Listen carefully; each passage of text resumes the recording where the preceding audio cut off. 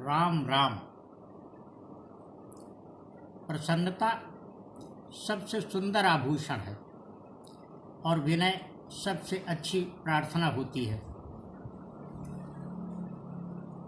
दलाई लामा का कथन है कि एक अच्छा दोस्त कभी झूठी तारीफ नहीं करता, बल्कि कमियों और खामियों से अवगत कराता है, वह भी ऐसे समय पर जबकि मित्र अकेला होता है।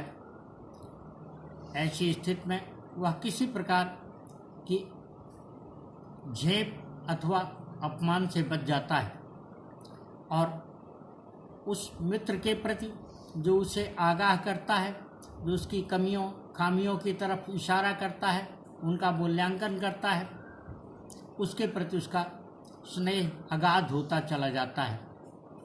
संबंधों के बारे में यह एक ऐसा मार्गदर्शक तत्व है जिसको हम अपने जीवन में अपना लें, मनुष्य अपने जीवन में अपना ले तो कभी किसी प्रकार के संकट से, किसी प्रकार की विपत्ति से वह बच सकता है।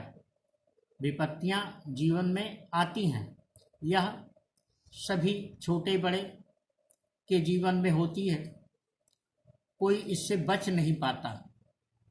जिंदगी वास्तव में एक नज़र से देखें तो विपत्तियों या कहें कि सुख दुख का सागर है। जिंदगी की सड़क कभी सीधी या सपाट नहीं होती है।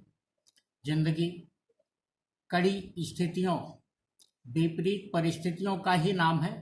जो इस विपरीत स्थिति में अपने लिए सही रास्ता चुन लेते हैं वही सफल होते हैं। लेकिन यह ध्यान में रखने की आवश्यकता है कि सड़क पर हमेशा जमीन पर बनी अन्य सड़कों की तरह ही अनेक बार मोड़ आते हैं। वह मोड़ दुख के, कभी कभी बहुत बड़े दुख के, कभी कभी बड़ी विपत्ति के होते हैं। हम धीरज पूर्वक अगर उत्पन्न स्थिति का आकलन कर पाते हैं तो उससे हमारे जीवन में एक नई रोशनी दिखाई देती है, हमें एक नया रास्ता सूझता है और उससे हम बेहतर करने की स्थिति में होते हैं। दरअसल जीवन में जो कुछ भी होता है वह मनुष्य के अपने किए का परिणाम होता है। वह परिणाम चाहे सुखद हो अथवा दुखद। श्री रामचरितमानस की एक चौपाई है, को नहीं सुख दुख कर दाता, निज कृत कर्म भोग सब भ्राता। इसका आशय है कि कोई सुख या दुख नहीं देता, हर मनुष्य अपने किए हुए कर्मों का ही परिणाम भुगतता है, वह चाहे सुखदायक परिणाम हो अथवा दुखदायक। विपत्तियां निश्चित तौर पर एक निश्चित समय में और बहुधा बार बार आती हैं।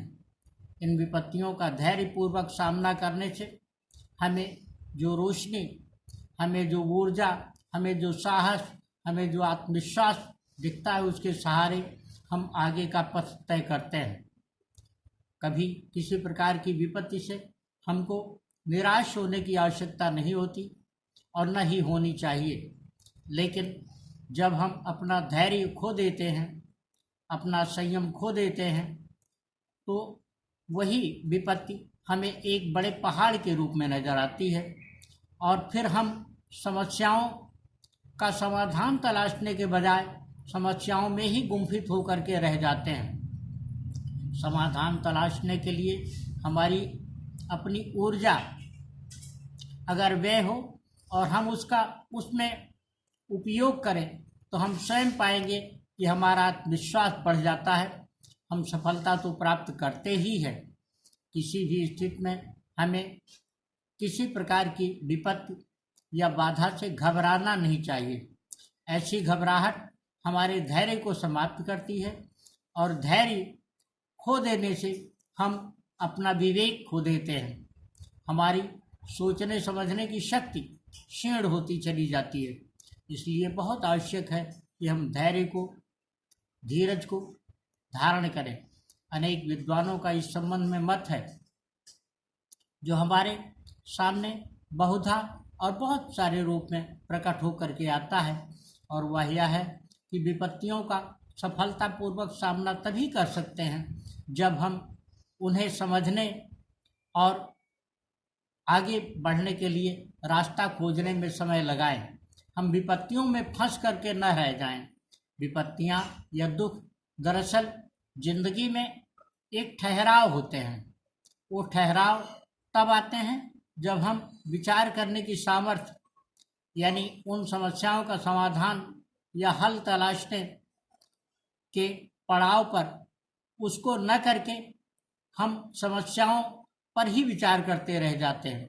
समस्याओं पर एक हद तक ही विचार उचित होता है, और वह विचार भी समाधान के परिप्रेक्ष्य में होना चाहिए। समाधान को तलाशने के लिए होना चाहिए। ऐसी स्थिति में हम अपने परिणाम को शीघ्रता से प्राप्त कर लेते हैं। हमें यह ध्यान में रखने की आवश्यकता है कि कभी यह सोच करके न चलें कि हमारी किसी समस्या का समाधान दूसरा कोई कर देगा।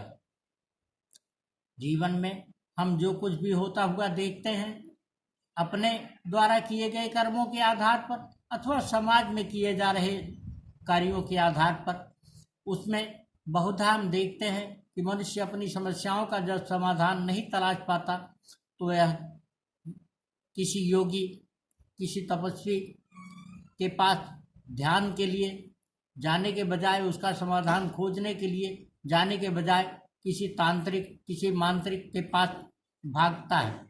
मंत्रों में बड़ी शक्ति होती है, लेकिन मंत्र स्वयं जाप करने होते हैं। मंत्रों का जाप वस्तुतः समाधान को तलाशने पर ध्यान लगाना है। जब हम ध्यान लगाते हैं उस पर, तब हम उसकी ऊर्जा से भर जाते हैं, और वह ऊर्जा ही हमें किसी नए पथ की तरफ प्रदर्शित करती है, कोई नया रास्ता दिखाती है।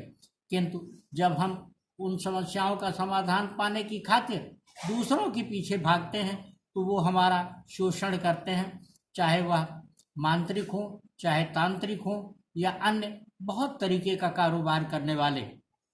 मैं कर्मकांड को, पूजा को अच्छा समझता हूँ। अच्छा इसलिए समझता हूँ कि इसने बहुत सारे लोगों को बहुत प्रकार की आजीविका उपलब्ध कराई हुई है, रोजगार के बहुत सारे साधन दिए हुए हैं। मंदिर भी अच्छे हैं।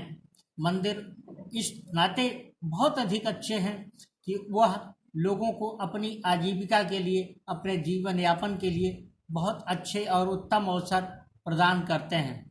लेकिन सही मंदिर हमारा अपना मन होता है। हम मन के मंदिर में अगर भगवान की प्रार्थना करें, हम स्वयं प्रार्थना करते हुए अनुभव करें कि हम में भी भगवान का अंश है, और भगवान का अंश है तो हम समस्याओं के निकट पहुंच चुके होंगे।